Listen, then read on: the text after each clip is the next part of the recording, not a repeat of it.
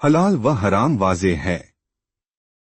صحابی رسول حضرت نعمان بن بشیر رضی اللہ عنہ سے روایت ہے کہ میں نے حضور نبی کریم صلی اللہ علیہ وسلم کو یہ فرماتے ہوئے سنا، حلال واضح ہے اور حرام بھی واضح ہے، اور ان دونوں کے درمیان کچھ شک والے معاملات ہیں جنہیں زیادہ تر لوگ نہیں جانتے۔ تو جو شخص ان شک والے معاملات سے بچ گیا اس نے اپنے دین اور عزت کو محفوظ کر لیا، اور جو شخص شک والے معاملات میں پڑ گیا وہ اس چرواہے کی طرح ہے جو کسی محفوظ چراگاہ کے قریب چرا رہا ہو اور قریب ہے کہ وہ اس چراگاہ میں داخل ہو جائے۔ سن لو، ہر بادشاہ کے لیے ایک محفوظ علاقہ ہوتا ہے، اور اللہ کا محفوظ علاقہ اس کی حرام کی ہوئی چیزیں ہیں۔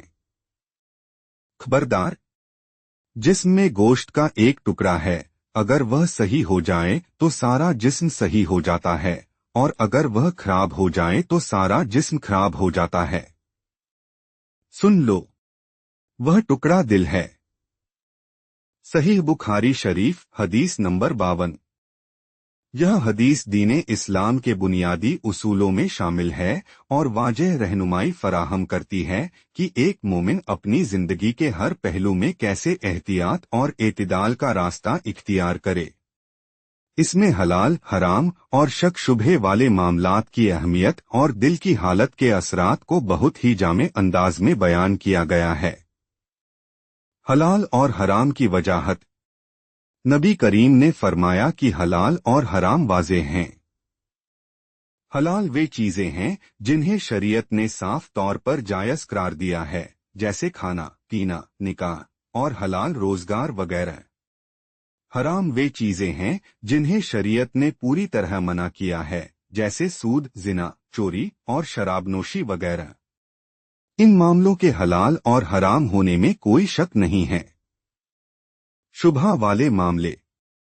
حلال اور حرام کے بیچ کچھ ایسے معاملے ہوتے ہیں جنہیں مشتبہ کہا گیا ہے۔ شبہ والی چیزیں یہ وہ معاملے ہیں جن میں واضح دلیلیں موجود نہیں ہوتی یا عام لوگوں کو ان کے بارے میں علم نہیں ہوتا۔ ایسے معاملوں میں علماء اور مفتیان کرام تحقیق کرتے ہیں۔ نبی کریم نے فرمایا کہ جو شخص ان شبہ والی چیزوں سے بچتا ہے وہ اپنے دین اور عزت کو محفوظ رکھتا ہے۔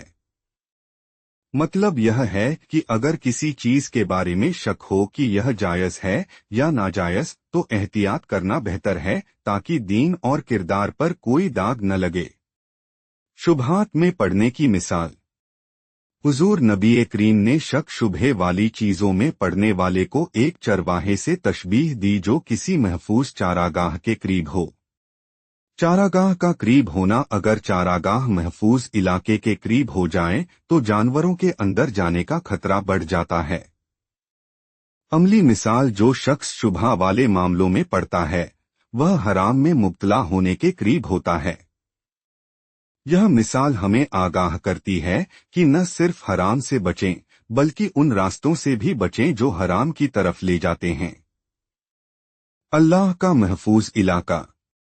حضور نبی کریم نے فرمایا کہ ہر بادشاہ کا ایک محفوظ علاقہ ہوتا ہے، اور اللہ کا محفوظ علاقہ اس کی حرام کی ہوئی چیزیں ہیں۔ اس کا مطلب یہ ہے کہ اللہ کی حرام قرار دی ہوئی چیزوں سے دور رہنا چاہیے۔ اللہ کی حدود کی حفاظت کرنا یعنی صرف حلال چیزوں پر بس کرنا اور حرام کے قریب بھی نہ جانا ایمان کی پختگی کی علامت ہے۔ دل کی اہمیت۔ حضور نبی کریم نے دل کو جسم کا مرکز قرار دیا اور فرمایا، اگر دل صحیح ہو جائے تو پورا جسم صحیح ہو جاتا ہے، اور اگر دل خراب ہو جائے تو پورا جسم خراب ہو جاتا ہے۔ یہاں دل سے مراد انسان کا باطنی، اندرونی حال، نیت اور کردار ہے۔ دل کی اصلاح دل انسان کے جذبات، نیت اور ارادوں کا مرکز ہے۔ اگر یہ اللہ کی محبت اور تقوی سے روشن ہو تو انسان کے اعمال بھی صحیح ہوتے ہیں۔ دل کی خرابی اگر دل دنیا کی محبت، ریاکاری یا گناہوں سے گندا ہو تو یہ انسان کے تمام اعمال کو خراب کر دیتا ہے۔ عملی اسباق۔ शुभा वाली चीजों से बचने की कोशिश करें ताकि दीन और इज्जत महफूज रहे। अल्लाह की हराम की हुई चीजों के करीब भी न जाएं, क्योंकि यह हराम में पड़ने का सबब बन सकती हैं। दिल की इस्लाह पर खास ध्यान दें। दिल की पाकीज़गी से ईमान मजबूत होता है और आमाल नेक बनते हैं।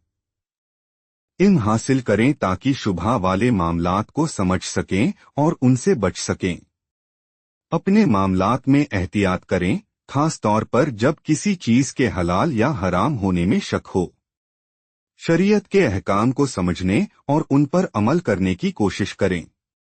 यह हदीस दीन में रहनुमाई के मुकम्मल उसूल फराहम करती है और हमारे आमाल और नियत को बेहतर बनाने के लिए बहुत अहम है।